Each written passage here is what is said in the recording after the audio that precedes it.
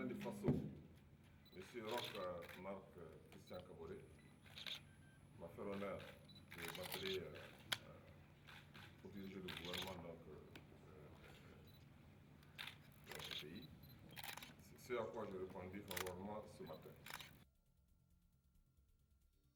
Reconnaissance, engagement et responsabilité, voici les trois premiers mots du nouveau Premier ministre.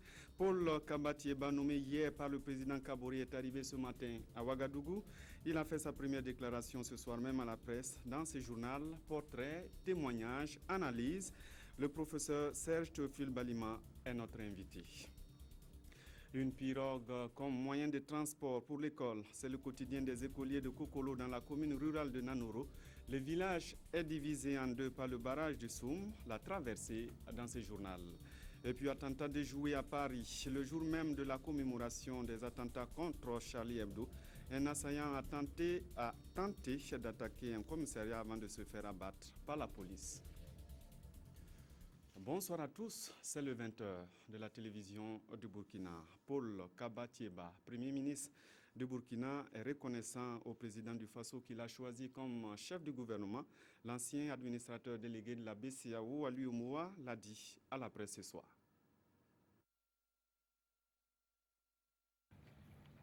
Je prends mes responsabilités de Premier ministre à un moment particulier de l'histoire de notre peuple. Parce que, comme vous le savez, notre pays a été secoué depuis l'année dernière par une crise politique assez grave, celle de l'insurrection populaire qui a mis fin au régime que vous connaissez. Un régime qui était dévoyé par la population, un régime antipopulaire. Et les jeunes de son pays, ce pays-là, ont pris la responsabilité de marcher dans la rue, de braver les armes, de braver la mort pour mettre fin à ce régime.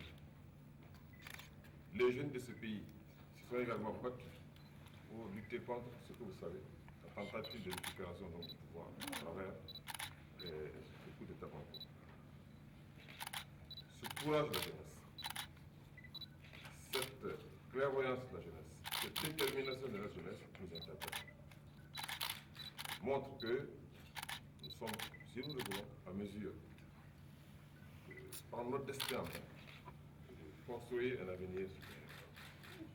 Et donc, le souvenir des martyrs qui sont tombés lors de ces deux événements, à savoir les événements de l'insurrection du 30 octobre 2014 et la résistance farouche que la jeunesse a eu à manifester à la tentative de coup d'État de septembre 2015, démontre à souhait que la jeunesse burkinabé aujourd'hui est mature. La jeunesse burkinabé aujourd'hui a besoin de changement. La jeunesse burkinabé aujourd'hui a besoin de démocratie. Elle a besoin de progrès économique et social qui sont à la hauteur des sacrifices consentis. Alors, dans les jours qui suivent, j'entreprendrai sous l'autorité du chef d'État les démarches nécessaires pour la constitution du gouvernement. Et j'ai bon espoir que dans les quelques jours qui viendront, je ne peux pas vous donner une date précise, nous aurons un gouvernement qui sera à la hauteur des attentes, des défis auxquels le peuple burkinabé est confronté. Ce sont des propos recueillis pour nous par Moussa Ouedraogo et Tanga Kafando. L'ancien administrateur délégué du Fonds de stabilité financière de l'UEMOA est arrivé ce matin à l'aéroport international de Ouagadougou en provenance de Dakar. Qui est-il au juste? Portrait signé de Jean Zongo et Evelyne Dabiri. Enfin, l'oiseau rare est trouvé et le voilà. Paul Kabatieba, nouveau Premier ministre du Burkina. Avant cette nomination, il occupait le poste d'administrateur délégué du Fonds de stabilité financière de l'UEMOA à Dakar. C'est ce matin qu'il a foulé le sol burkinabé. À l'accueil, un parterre de journalistes et des dizaines de questions, mais pas un seul mot du nouveau Premier ministre. Paul Kabatieba est titulaire d'un doctorat de 3e cycle, option monnaie, finance, banque, obtenu à l'université de Grenoble 2. Il est né en 1960 à Bobo-Dioulasso, marié et père de 3 enfants. Mais au-delà de ce parcours professionnel, qu'est-ce qui se cache derrière la personne de M. Paul Keba Tieba? Nous avons rencontré un de ses amis d'enfance, un très proche du nouveau chef du gouvernement, Moussa Ouedraogo Dramane-Guéné. Dieudonné Maurice Bonané est un ami d'enfance du tout premier ministre du Burkina. Méconnu de beaucoup de Burkinabés, Paul Kaba Tieba n'a aucun secret pour le député Bonané. Témoignage. C'était un grand bosseur. Il était un élève studieux, très attaché à son travail et qui aimait partager également sa joie et ses moments difficiles avec ses camarades et collègues. Et sur le plan professionnel, c'est un très grand travailleur. Il lui arrivait des moments où il m'appelait au-delà de 22 heures de son bureau à la BCAO pour que nous échangions sur des sujets intéressants notre pays. Jean-Claude Bouda, lui aussi, a grandi avec le premier ministre Tieba ici à Ouagadougou. Ils ont étudié ensemble et même milité dans les associations scolaires. Son père était commissaire de police, directeur général adjoint de la Sûreté nationale. On était tous dans le même quartier, le quartier qu'on appelle la zone résidentielle. On était tous de ce quartier, et donc on s'est côtoyé avec d'autres jeunes de notre génération. Et je peux dire de l'homme qu'il a toujours été brillant sur le plan scolaire et sur le plan social. C'est quelqu'un qui a le sens de l'amitié. Il est très sincère en amitié et il a des grandes qualités humaines, comme je l'ai dit, et il a surtout les compétences. Selon ses camarades de longue date, le nouveau premier ministre était aussi talentueux en classe que sur le terrain de sport. C'était un très grand footballeur qui avait le surnom de Caravelle à l'époque parce qu'il courait très vite quand il y avait les matchs de football. À en croire ses amis et promotionnaires, Paul Kaba Tieba est l'homme qu'il fallait. Pas donc de doute, il va réussir sa mission avec le soutien de tous. Des témoignages qui vont permettre certainement au grand public de découvrir le nouveau Premier ministre, peu connu donc. Vous allez le voir, nous avons promené notre micro dans les grandes artères de Ouagadougou pour savoir comment l'opinion nationale accueille ce nouveau Premier ministre. Le président est libre de choisir qui il veut et nous on va juste attendre pour juger la personne au travail, quoi. Si le travail est bien fait, je pense qu'il n'y a pas de problème. Si ce qui nous importe, c'est le travail que la personne aura à faire. Personnellement, je ne le connais pas, mais je pense que c'est un choix judicieux, étant donné que c'est un technicien financier et qui a des connaissances solides en matière de finances, d'économie et de planification. Donc de ce point de vue, je pense que ce choix me semble judicieux. C'est une personnalité pas très bien connue sur la scène politique. Je crois que ses atouts vont lui permettre d'être impartial et pousser un peu les dossiers qui sont vraiment très pressants. Ce sont des attentes de tous les ordres, au niveau de l'éducation, au niveau de la santé. Il y a la grogne des étudiants. Vraiment, il y a du pain sur la planche. Donc, on nous souhaite beaucoup de courage. Qu'il réponde à toutes nos attentes, en tout cas, nous on a besoin qu'il satisfasse nos besoins. C'est ce qu'on veut de lui. C'est un nom qui est nouveau pour moi. Donc, sincèrement, je ne sais rien de lui. Si on a mis du temps effectivement à choisir le Premier ministre, c'est qu'on a voulu chercher la perle rare. Et ici, on l'a finalement trouvé. Je crois que c'est une bonne affaire. Et tout ce qu'on peut espérer est qu'il puisse vraiment travailler à organiser un gouvernement dynamique qui va prendre conscience effectivement des réalités nationales pour vraiment répondre aux aspirations de la population. Réaction recueillie au micro de Nongba Kouda et Ismaël Diloma Sirima.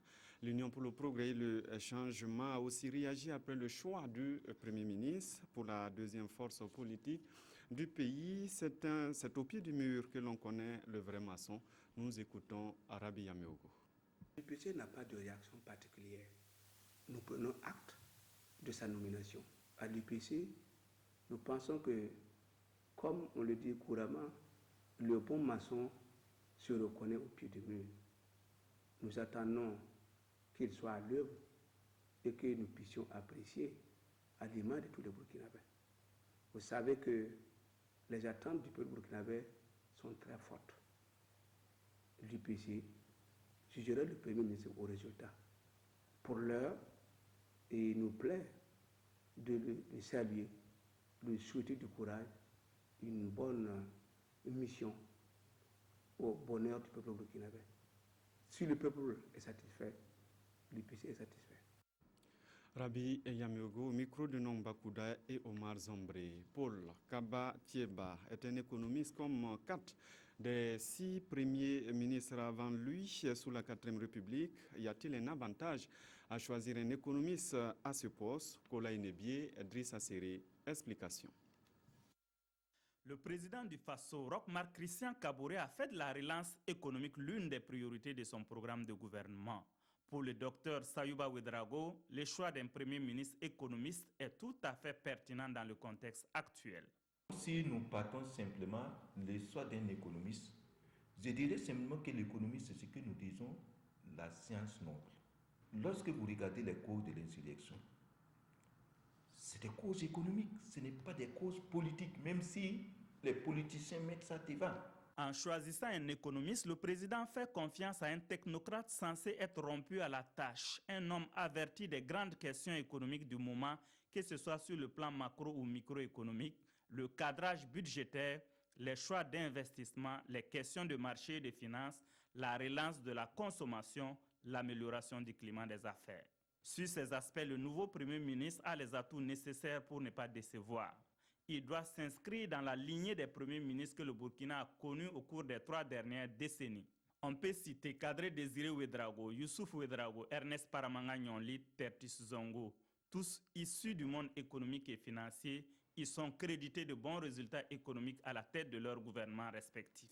Luc Adolphe Thiao, journaliste de formation, est arrivé dans un contexte particulier où il fallait communiquer pour faire passer des idées et engager des réformes politiques dont la modification de l'article 37. Coïncidence ou conséquence, à partir de 2011, l'économie burkinabé a montré des signes d'essoufflement.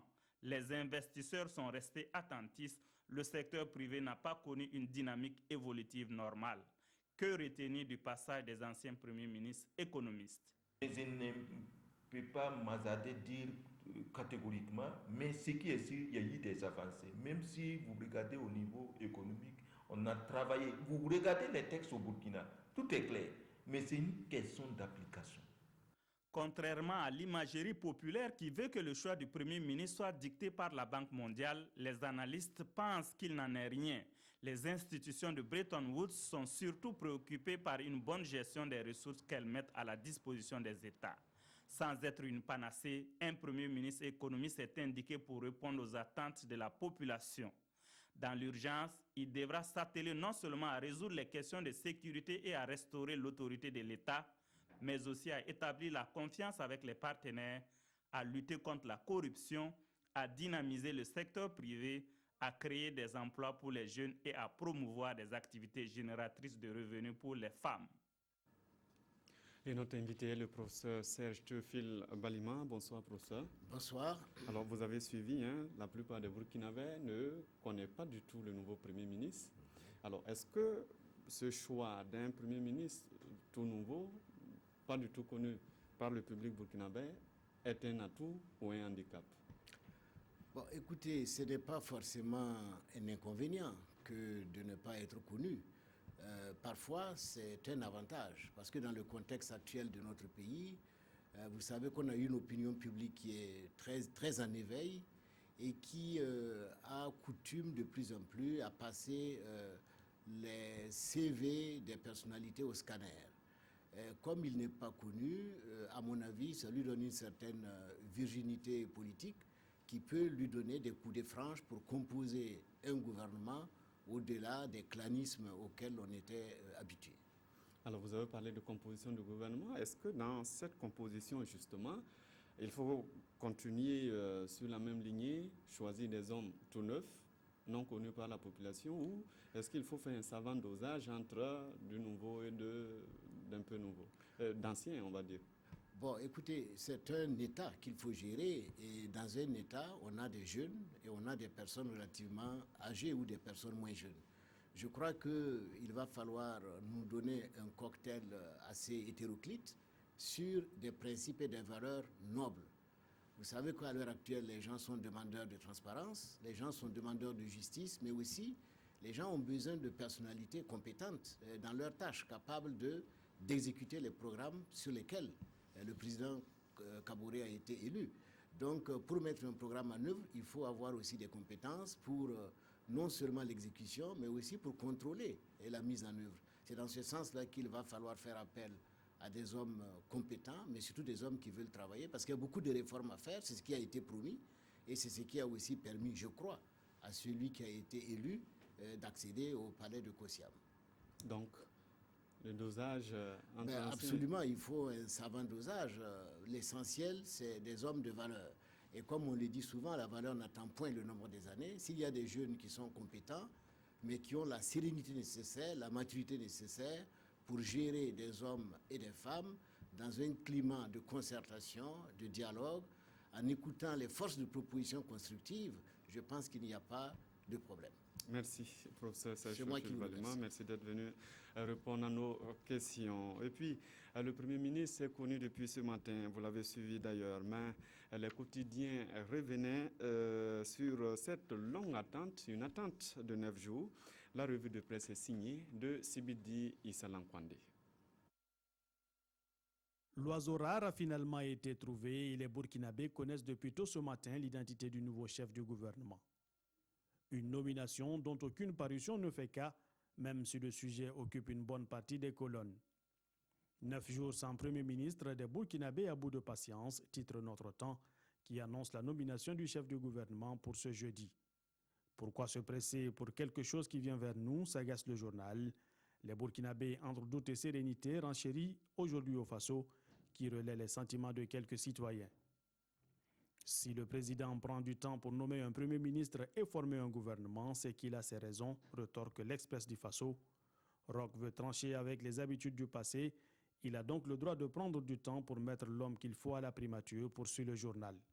Le Nigeria a mis 5 mois avant de se doter d'un gouvernement, mais le pays ne s'en est pas bien moins porté, conclut-il. Pendant ce temps, à Kosiam, Roch reçoit et consulte. Valse d'audience à Kosiam, annonce l'Observateur Palga, les dernières nouvelles du Faso ou encore le quotidien. Dans la matinée du 6 janvier, le président du Faso a successivement reçu le vice-premier ministre belge, le chef d'état-major général des armées, les directeurs généraux des douanes, des impôts et de l'Institut national des statistiques et de la démographie.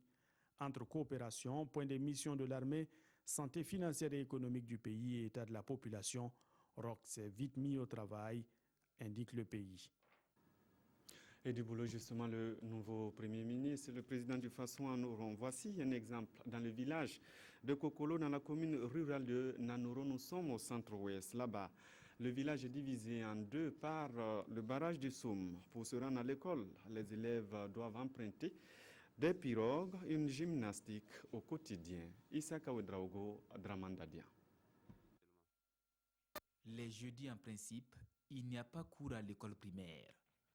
Mais ici, les élèves du CM2 de l'école primaire publique de Kokolo ont été invités à rejoindre leur classe pour quelques heures de cours. Sur le chemin de cette école, le barrage du Soum, un passage obligé pour certains élèves. Au moins 1 kilomètre à parcourir en pirogue. Je travaille ici chaque fois parce que moi je n'ai pas peur. Je sais nager dans l'eau là. Mais cela inquiète enseignants et parents d'élèves.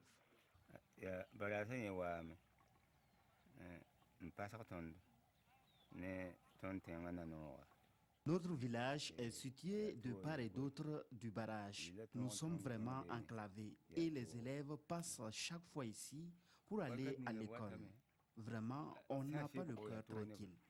Si un enfant qui a 7, 8, 9 ans doit prendre une pirogue pour rejoindre son école, vous comprenez que c'est pas la joie.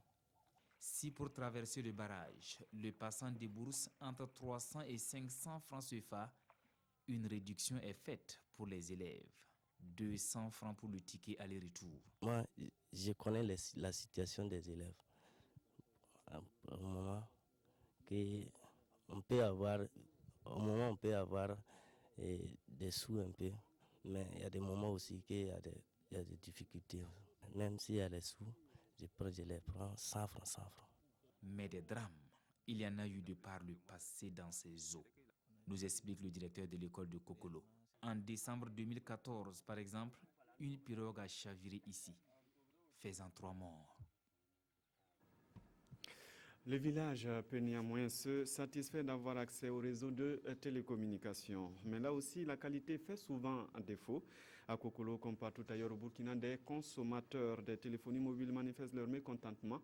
Les clients d'Airtel, par exemple, dénoncent le balayage systématique des mégaoctets lorsque le délai d'utilisation arrive. Mokhtar Ouedraogo, Koulaï Nebié, Abdel Aziz Yagibou. Au niveau de l'appel, moi je trouve que ça va, c'est fiable. Mais la navigation, là, vraiment, ils n'ont qu'à voir. C'est pas du tout ça. Souvent, tu mets, tu recharges. En est, tu n'as rien fait même de bon. Quand tu consultes, là, c'est parti. Ces griefs, Ida Ouari n'est pas la seule à les exposer. D'autres consommateurs se plaignent également des services de l'opérateur de téléphonie mobile Airtel Burkina. La principale récrimination formulée, la courte durée de validité des mégaoctets souscrits pour la connexion Internet. Lorsqu'un abonné n'arrive pas à épuiser son forfait avant le délai imparti, Airtel, selon certains abonnés, balaie systématiquement le forfait restant. Tu peux mettre au moins 2000 mégas. Ça ne va pas arriver 30 minutes. Tu consultes seulement, il n'y a rien.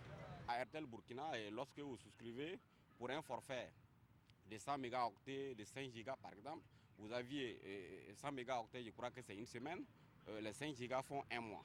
Lorsque vous n'arrivez pas à utiliser ces crédits avant l'expiration en tout cas des délais qui vous est imparti, Airtel estime que vous n'en avez plus droit et on balaie purement et simplement vos mégaoctets.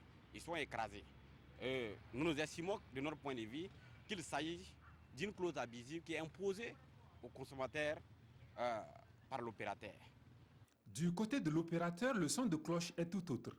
La commodité et la rapidité de la navigation, l'utilisation de plusieurs applications à la fois et souvent la non-maîtrise de certains paramètres et innovations technologiques sont entre autres les raisons de l'épuisement rapide des mégaoctets, soutiennent les responsables de Airtel Burkina. Chaque remontée de clients est une opportunité pour nous, une opportunité pour nous améliorer, une opportunité pour répondre davantage à leurs besoins.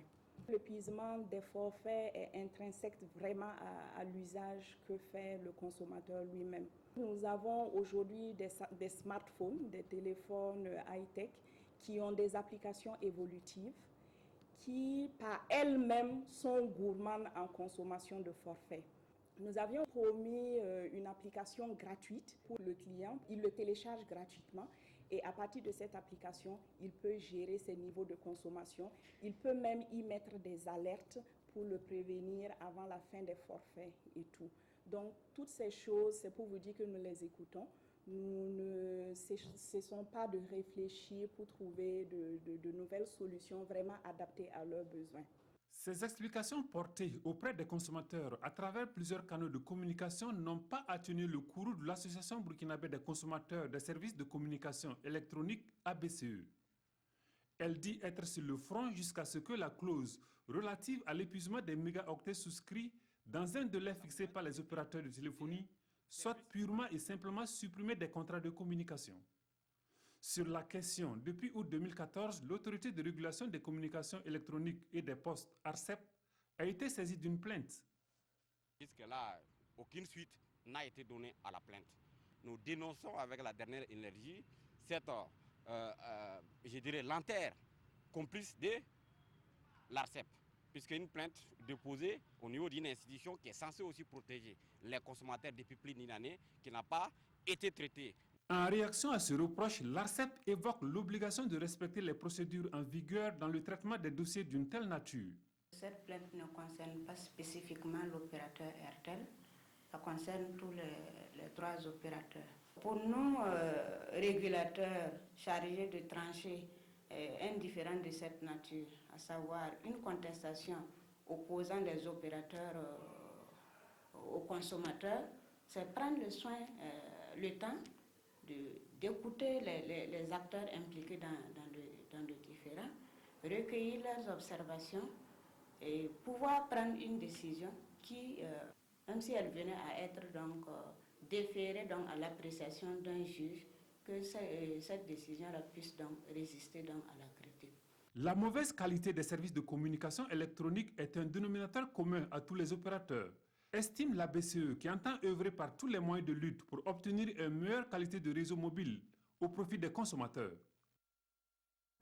Après les incidents de la 6e journée du championnat entre l'Union sportive du Yatenga et le Rail Club de Kadiogo, place aujourd'hui aux sanctions. La Ligue de football a infligé 2 matchs délocalisés à l'USI, à Koudougou, un match à huis clos et l'USI, l'Union sportive du Yatenga, perd le match sur tapis vert. Jérôme Tendrebeogo. Ces images ont choqué. Elles sont aux antipodes du comportement sportif.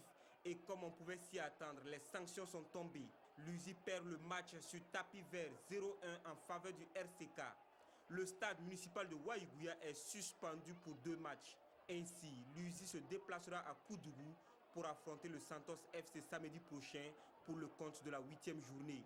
Ce sera encore dans la cité du Cavalier Rouge qu'elle devra accueillir Majestic pour la 10e journée. Les frais d'organisation de ces 2 rencontres, à savoir les déplacements des officiels et des adversaires qui s'élèvent à 692 000 francs, sont à la charge des unionistes du Nord. Le stade municipal de Waïgouya va recevoir le match USI AS Sonabel de la 11e journée à huis clos. Sanction assortie d'une amende de 100 000 francs. L'USI va donc débourser au total 792 000 francs en cash. Et ce n'est pas tout. Les joueurs Pascal Sorgo, Jérémy Bikaba et Yannick Pugnogo, celui-là même qui avait marqué l'unique but face au RCK, sont suspendus 2 matchs pour propos injurieux à l'encontre de l'arbitre Bourema Sanogo. Madame Natou Ouedraogo, membre de la Ligue régionale du Nord, encourt des sanctions disciplinaires, tout comme le supporter Daouda Ouedraogo, formellement identifié comme celui qui a fait rebondir une pierre sur la tête du 4e arbitre, Aruna Ouattara. Son geste est fort regrettable. Du côté du RCK, Gérard Mondessou Adou écope de 2 matchs de suspension. À l'étranger, un commissariat a été la cible d'une attaque déjouée aujourd'hui à Paris. L'assaillant a été abattu par la police. L'homme était armé d'un hachoir et n'a pas encore été identifié. Cette attaque déjouée semble avoir été revendiquée par l'État islamique, selon le procureur de Paris. Sur cette photo, l'assaillant est tendu au sol. Il vient d'être abattu par la police. Vers midi, cet homme tente de pénétrer à l'intérieur du commissariat de la Goutte d'Or, dans le 18e arrondissement parisien. Armé d'un hachoir, il aurait crié « Allahu Akbar » en tentant d'agresser un fonctionnaire. Les policiers ripostent, 2 ou 3 tirs selon des témoins qui se trouvaient à proximité. Très vite, un périmètre de sécurité est établi par les forces de l'ordre. Elles demandent aux passants de se disperser et de se réfugier dans les magasins alentours.